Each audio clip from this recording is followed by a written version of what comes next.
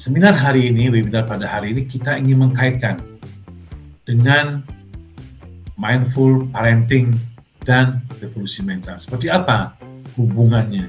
Melalui revolusi mental dan mindful ini terjalin suatu penguatan pendidikan karakter. Kemudian juga kami berharap ini bisa menciptakan budaya belajar yang ramah anak.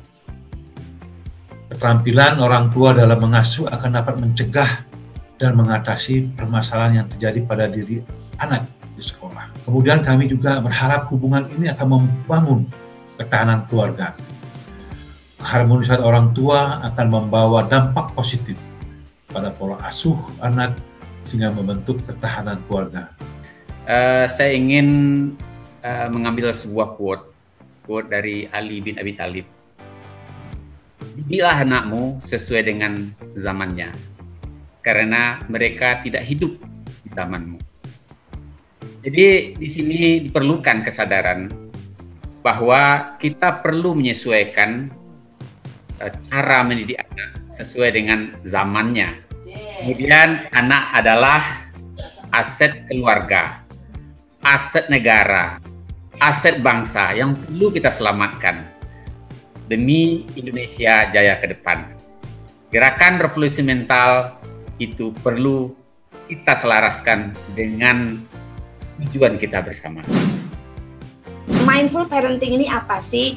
Mindful sendiri artinya berkesadaran. Sadar nggak kita menjadi orang tua? Ya.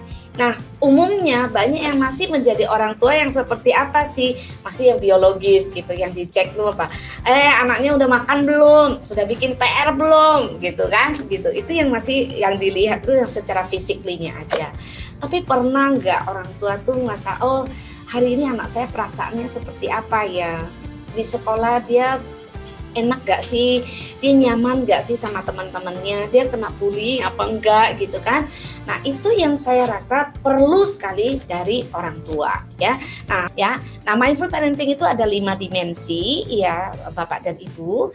5 dimensi. Dimensi yang pertama adalah pegang telinganya nih. Pegang telinganya ya, mendengarkan dengan penuh perhatian dan berbicara dengan empati. Nah, mendengarkan di sini adalah tidak cukup hanya mendengarkan, tapi di sini mendengarkan dengan penuh perhatian. Penuh perhatian di sini adalah hadirkan diri kita sepenuhnya pada saat kita berkomunikasi dengan anak kita. Ya, nah dimensi yang kedua nih, angkat lagi tangannya nih. Dimensi kedua, tutup mulutnya, tidak menghakimi, gitu. Ya, tidak menghakimi. Nah, tidak menghakimi itu di sini seperti apa sih, Bapak dan Ibu? Tanpa kita sadari, sering sekali Bapak dan Ibu menghakimi dengan melihat sisi-sisi yang buruknya dari anak kita. Contoh misalnya, kamu kok males banget sih, gitu. Bapaknya bilang dia males, dia akan masuk, dia rekam.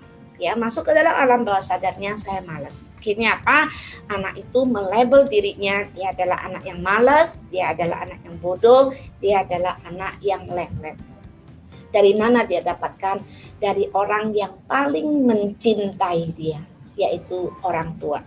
Nah, sekarang apa yang harus kita lakukan di mindful parenting? Positifnya adalah lihat bagaimana hal yang positif dari anak kita. Seperti apa? Kalau misalnya Bapak dan Ibu mendapati anaknya Bapak dan Ibu itu males ya, tapi usahakan, kata Bu Meli, nggak boleh menghakimi ya. Oke, puter pikirannya kita puterin, cari kata-kata yang positif ya. Nah, kamu kurang rajin sedikit, walaupun gondok ya, gitu, ya. Nah, mana yang lebih disukai, malas atau kurang rajin? Pasti kurang rajin ya, karena kurang rajin itu lebih positif. Dimensi yang ketiga, angkat lagi tangannya, elus dadanya. Langsung tarik napas panjang ya. Saya sudah tahu pasti langsung ngomong sabar gitu ya. Ya, kalau kita tidak mengerti tentang mindful parenting, kita akan merasa sabar itu susah sekali. Tapi sekali lagi, anak-anak itu adalah peniru yang sangat ulung sekali. Ya. Nah, Bapak dan Ibu, kalau punya masalah, kalau Bapak dan Ibu teriak-teriak, Bapak Ibu marah-marah, masalah itu bisa hilang nggak? Tidak. ya. Jadi kalau ada masalah itu tidak akan bisa hilang. Tapi bagaimana supaya kita bisa mengendalikan emosi diri kita? Praktekkan yang pertama, praktekkan yang kedua, maka otomatis ini akan sabar. Ya, dimensi yang keempat, tangannya seperti ini ya Bapak dan Ibu, adil dan bijaksana. Nah, adil di sini itu adalah rata ya, adil bijaksana. Jadi enggak tinggi, enggak rendah, enggak yang ini lebih bagus ini. Nah, sering sekali orang tua misalnya anaknya ada 2 gitu kan, anaknya ada 2, jadi selalu tuh coba lihat si kakak, coba lihat si adik gitu. Nah, kenapa kakak dan adik suka tidak akur? Karena yang membuat mereka tidak akur itu adalah orang tua. Ya, jadi berikan apa yang dibutuhkan, bukan apa yang diinginkan. Dan yang terakhir ya, dimensi yang kelima, dimensi yang kelima, saya selalu minta tolong yuk tangannya kita rame-rame gitu ya, bikin love gitu. Love, nah ini welas asih ya, 5 dimensi welas asih.